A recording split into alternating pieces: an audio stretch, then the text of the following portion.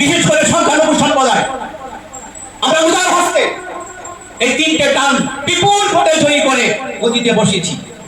আপনারাও আত্মসমীক্ষা করুন, এত কিসের অহংকার, এত ধান্দিকতা কিসের? আমরা ভোট দিয়ে আপনাকে গদিতে বসিয়েছি, আমাদের সাথে পরামর্শ করুন। আমি বলবো ওর নাম ইমাম ভাদা নয়, ইমাম ভাউটা। সেকুলার পার্টি তারা ক্ষমতায় থাকে, তারা গদিতে থাকো। আমি পরিষ্কার বলছি, তারা মুসলিম এবং আমি বলবো তারাও সাম্প্রদায়িক। আমাদেরকে দেশদ্রোহী হিসাবে চিহ্নিত করার প্রয়াস চালানো হচ্ছে। সুতরাং এই বিধানসভা ভোট আমাদের কাছে খুব গুরুত্বপূর্ণ। এই বাবরি মসজিদটার নাম এই জন্য দিয়েছি, মানুষ এটাকে খাবে বলে। পার্লামেন্টের সবথেকে বেশি মোদী বিরোধী বক্তব্য যিনি রাখেন তার নাম আসাদুদ্দিন ওয়াইসি। হ্যাঁ, ওনাকে বলতাম আপনি বাপের বেটা, বুলডোজার বাবার রাজ্যে চলে যান লোকজন নিয়ে, আর কে বলুন যে আমি বাবরি মসজিদ তৈরি করবো, চলো ই করিয়ে, তাহলে বুঝতাম যে আপনি বাপের বেটা। আমরা মসজিদ বিরোধী নই, হতে পারে না।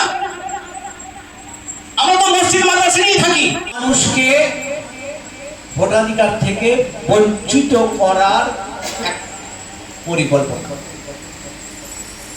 তাহলে এক একটা ভোট কত গুরুত্বপূর্ণ, কত মূল্যবান, কত দামি, সেটা আমাদেরকে বুঝতে হবে।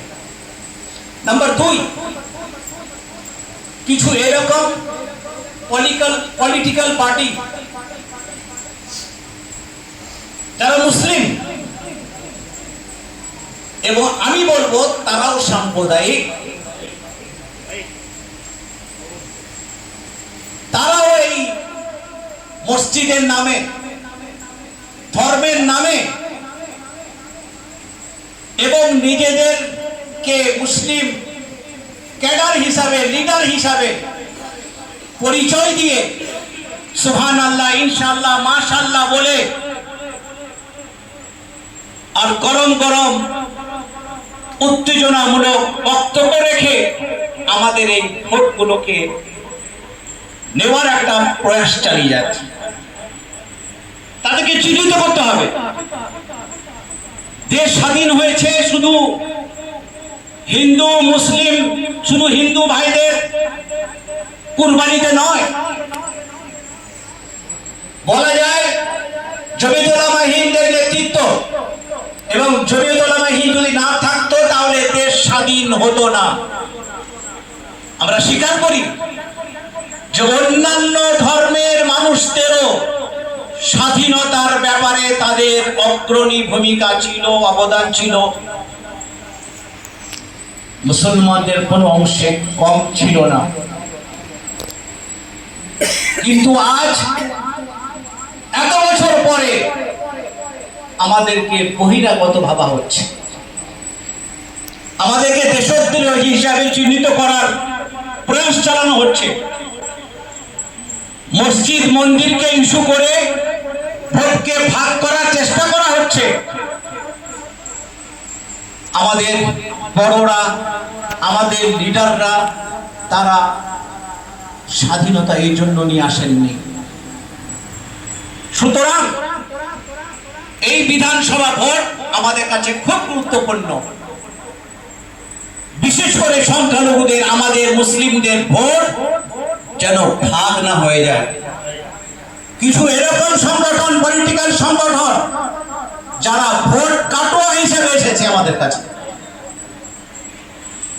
যেমন বলতে বাধা নেই হুমায়ুন কবির সাহেব, যাকে অনেকে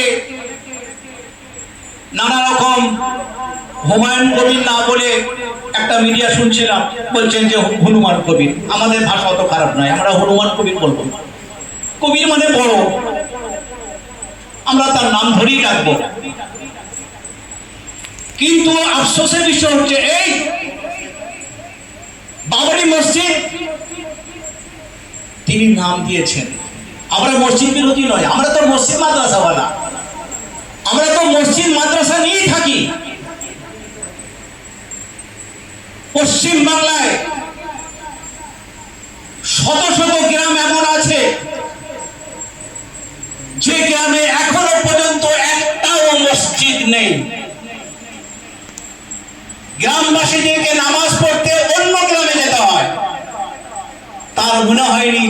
মসজিদ নেই সেখানে মসজিদ বানাও। আমরা মসজিদ বিরোধী নই, হতে পারে না। আমরা তো মসজিদ মাদ্রাসা নিয়েই থাকি। জমিরুল মাহির এই বাবরি মসজিদকে কেন্দ্র করে লক্ষ নয় কোটি কোটি টাকা খরচ করেছে এবং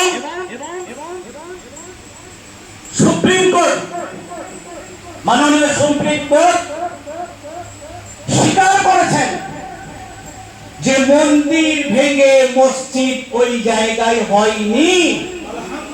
আমরা খুশি, আমরা সাকসেস, আমাদের আইনি লড়া সার্থক, আমাদের জমিয়তের নেতৃত্ব খুশি। এরপরেও তারা ওই জায়গাতে মন্দির হবে বলে ফায়সালা দিয়েছেন, আমরা মেনে নিয়েছি। সেই বাবরি মসজিদের বিকল্প আপনার আমার গ্রামে হতে পারে না। উদাহরণটা এমন, আল্লাহ না করুন যদি কাবা ঘরকে ভেঙে দেওয়া হয়, কাবা ঘর যদি ধূলিসাৎ হয়ে যায়, মদিনা মুনাওয়ারার রওজায়ে আকদাস যদি ধূলিসাৎ হয়ে যায়, আজমিরের দরগা যদি ধূলিসাৎ হয়ে যায়, আপনার আমার গ্রামে কি আজমিরের একটা দরগা বানানো যাবে? কাবা ঘর কি আমরা আমাদের মাদ্রাসার প্রাঙ্গণে বানাতে পারবো? রাসূলুল্লাহ সাল্লাল্লাহু আলাইহি সাল্লামের মাজার কি আমরা আমাদের নিজ নিজ এলাকায় মাদ্রাসার ক্যাম্পাসের মধ্যে বানাতে পারবো? তার কোনো বিকল্প হয় না। উপমাটা এরকম, আমার যিনি মা, গর্ভধারিণী আমার মা যিনি আমাকে জন্ম দিয়েছেন, তাকে যদি কেউ হত্যা করে, তাকে যদি কেউ মার্ডার করে, আর পথচারী কোনো মহিলাকে এনে যদি বলা হয় আরে তোমার মা মারা গেছে তো কি হয়েছে, এই মহিলাকে তুমি আজ থেকে মা হিসাবে গ্রহণ করো, ইনি তোমার আজ থেকে মা। হুমায়ুন কবির সাহেব একটা কেন, 100টা কেন, হাজার হাজার যদি মসজিদ তিনি বানাতে পারেন, যদি বানান, ওই বাবরি মসজিদের বিকল্প হবে না। আমাদের মতো কিছু সাদাসিধে মানুষ যাদেরকে বললো আরে বাবরি মসজিদ ভেঙে গেল কি হয়েছে, আমি বাবরি মসজিদ বানাবো এখানে। আরে বাবা, যেখানে মসজিদ নেই সেখানে বানাও, ওখানে তো কোনো জনবসতি নেই। আমি নিজে দেখেছি, মুর্শিদাবাদ একাধিকবার আমাকে যাতায়াত করতে হয়, সংগঠনের কাজে একাধিকবার গেছি, ওই জায়গায় দাঁড়িয়েছি, দেখেছি পাশে একটা স্কুল আছে, কোনো জনবসতি নেই, আর সেখানে কোটি কোটি টাকা খরচ করে মসজিদ বানানো হবে। নামটা কি? বাবরি মসজিদ। উনি নিজে বলছেন, পূর্বে বলেছিলেন, এখন যদি বলেন যে ওইটাও এআই দিয়ে তৈরি, তাহলে বলার কিছু নেই। উনি নিজে মিডিয়ার সামনে বলেছিলেন, স্টেটমেন্ট দিয়েছিলেন, এই বাবরি মসজিদটার নাম এই জন্য দিয়েছি মানুষ এটাকে খাবে বলে, মানুষ ওটাকে নেবে বলে। আর আপনারা লক্ষ্য করে দেখেছেন যে মিডিয়ার ভাইরা, কেন্দ্রীয় মিডিয়া সব ওখানে হাজির। কি করে তিনকে তাল করা যায়, এটাকে কি করে হাওয়া দেওয়া যায়, এটাকে ইস্যু করে কি করে রাজনৈতিক ফায়দা দেওয়া যায়। আমরা বাবরি মসজিদের বিকল্প চাই না। বাবরি মসজিদ যেখানে ছিল কিয়ামত পর্যন্ত সেটা মসজিদ হিসাবেই থাকবে আল্লাহর কাছে। হ্যাঁ, ওনাকে বলতাম আপনি বাপের বেটা, বুলডোজার বাবার রাজ্যে চলে যান লোকজন নিয়ে, আর গিয়ে বলুন যে আমি বাবরি মসজিদ তৈরি করবো, চলো ইট নিয়ে, তাহলে বুঝতাম যে আপনি বাপের বেটা। ওই মসজিদের সূচনা ধোঁকা দিয়ে, ধোঁকা আপনারা বলবেন ধোকা দিয়ে। একটা মসজিদের শিলান্যাস, উনি বলছেন শিলান্যাস করতে গেলে ইট দরকার, সিমেন্ট দরকার, বালি দরকার, পাথর দরকার, পানি দরকার, তার জন্য আর কিছু মানুষ দরকার যাদের হাত দিয়ে ওই ভিত্তি ওখানে রাখা হবে। লক্ষাধিক মানুষের সমাগম হবে বলে ঘোষণা দিলেন। তার ডায়লগ খুব বড় বড়। মক্কা মদিনার ইমাম সাহেবকে নিয়ে আসবেন। ঘোষণা দিলেন যে মক্কা মদিনার ইমামকে নিয়ে আসছি, আর 2 লক্ষ মানুষের সমাবেশ হবে ওই দিনে। কি দেখলাম? ধোঁকাবাজি। হাওড়া জেলা, অন রেকর্ড আপনাদেরকে বলছি, হাওড়া জেলা শালুকপাড়া মাদ্রাসার একজন শিক্ষক, যাকে আরবিয়ান ড্রেস পরিয়ে মাথায় রুমাল লাগিয়ে মক্কা মদিনার ইমাম বলে চালিয়ে প্রোগ্রামটা করলেন। এটা ধোঁকাবাজি নয়? যার সূত্র পাত্তাই হচ্ছে ধোঁকা দিয়ে। তার মানে যিনি মক্কা মদিনার ইমামই না, তাকে ইমাম বলে চালালেন। বর্তমানে সেই ইমামের কি অবস্থা?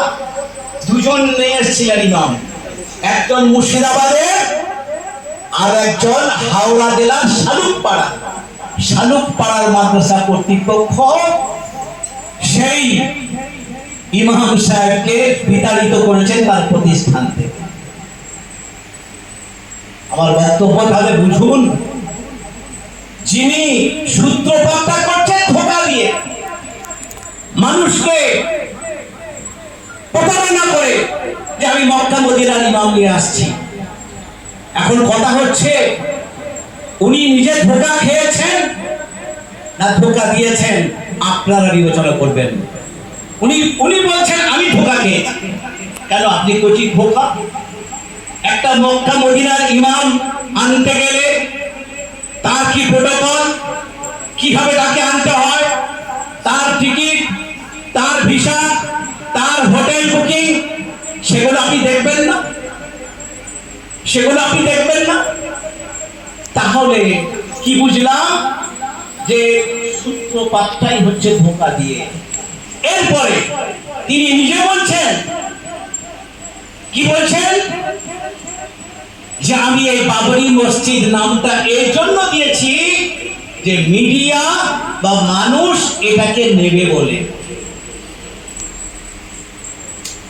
আবার এই কয়েকদিন আগে স্টেটমেন্ট, স্টিং অপারেশন, যেটা উনি প্রথমে বলেছিলেন এআই দিয়ে করানো, পরে বলছেন যে না, ওইটা একটা মিটিং আমার ঘরে হয়েছিল, সেটা এত কম সময়ের নয়, সেটা বোধহয় 51 মিনিট নাকি বলেছেন, 51 মিনিট। তার মানে স্বীকার করছেন যে হ্যাঁ আমি বলেছি। চিন্তা করে দেখুন যে যিনি বলছেন সত্য মিথ্যা বিচার করার তদন্ত সংস্থা আছে, কিন্তু ম্যাটার সরব। দুঃখের বিষয়, পরিতাপের বিষয়, ওনার পেছনে কোনো কেন্দ্রীয় সংস্থা লাগছে না, বরং তাকে প্রোটেকশন দেওয়া হচ্ছে। কেন্দ্রীয় স্বরাষ্ট্র মন্ত্রক তাকে 11-12 জনের সিকিউরিটি দিয়েছে, উইথ আর্ম, নিরাপত্তার ব্যবস্থা করেছে। আজকে কেন্দ্রীয় সরকারের বিরুদ্ধে মাননীয় প্রধানমন্ত্রীর বিরুদ্ধে, স্বরাষ্ট্রমন্ত্রীর বিরুদ্ধে যিনি বেশি বক্তব্য রাখবেন, কথা বলবেন, তার পেছনে তদন্ত সংস্থা লাগিয়ে দেওয়া হবে, হয় সিবিআই, তা না হলে ইডি, তা না হলে এনআইএ। কিন্তু যিনি লক্ষ নয় কোটি কোটি টাকা কালেকশন করেছেন বলছেন, এবং তিনি বলছেন অমুকজনকে অমুক ক্যাডারকে 12 লাখ টাকা দিলাম, তারপরে 2 লাখ টাকা দিলাম, তারপরে 1 লক্ষ টাকা দিলাম। তার মানে যেখানে লাখ লাখ কোটি কোটি টাকার খেলা, সে টাকার উৎস কি, কোথেকে? কোন তন্দা সংস্থা লাগানো হচ্ছে না। কি বুঝে আসছে? যে চাওয়া হচ্ছে যে হ্যাঁ এরকম ইস্যু তোলে মুসলিমদের ভোটটা ভাগ করো। আমার অন্য কোনো পার্টি, তার নাম মিম হোক, নুন হোক, ওয়াও হোক, তারাও আমাদেরকে ধর্মের নামে সুশ্রুতি দিয়ে যে কেন প্রধানমন্ত্রী মুসলিম হবে না, কেন স্বরাষ্ট্রমন্ত্রী মুসলিম হবে না। আমরা ভাবছি ও দারুণ আমাদের হয়ে কথা বলছে, আমাদের হয়ে দারুণ কথা বলছে। আমার বলতে বাধা নেই, দ্বিধাও নেই। পার্লামেন্টের সব থেকে বেশি মোদী বিরোধী বক্তব্য যিনি রাখেন তার নাম আসাদুদ্দিন ওয়াইসি।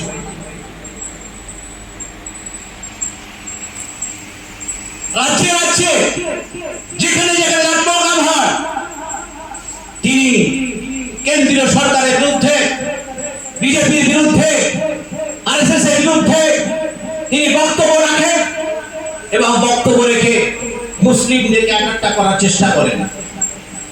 আমরা ভাবছি ও একটা মানুষ আমরা পেয়েছি, তার পার্টির নাম ইত্তেহাদুল মুসলিমিন। ইত্তেহাদুল মুসলিমিন, ইত্তেহাদের মানে অর্থ তো আমাদের সকলের জানা। আমার বক্তব্য, দেশ স্বাধীন হয়েছে আমাদের সকলের ত্যাগে, সকলের কুরবানিতে, সকলের আত্মবলিদানে, সম্মিলিত প্রচেষ্টায়।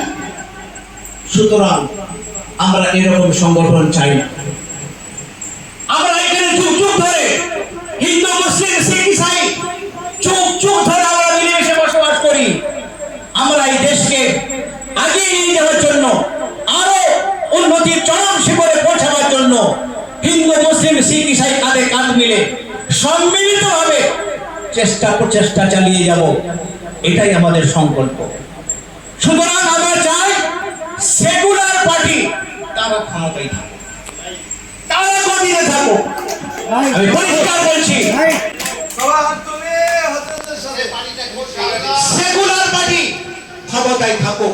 এখন প্রশ্ন হচ্ছে যে সেকুলার পার্টিকে তো আমরা 3টে টার্ম 15 বছর দেখলাম, 15 বছর দেখলাম, তাহলে আমাদের কাছে বিকল্প কি? বিকল্প আমাদের কাছে নেই,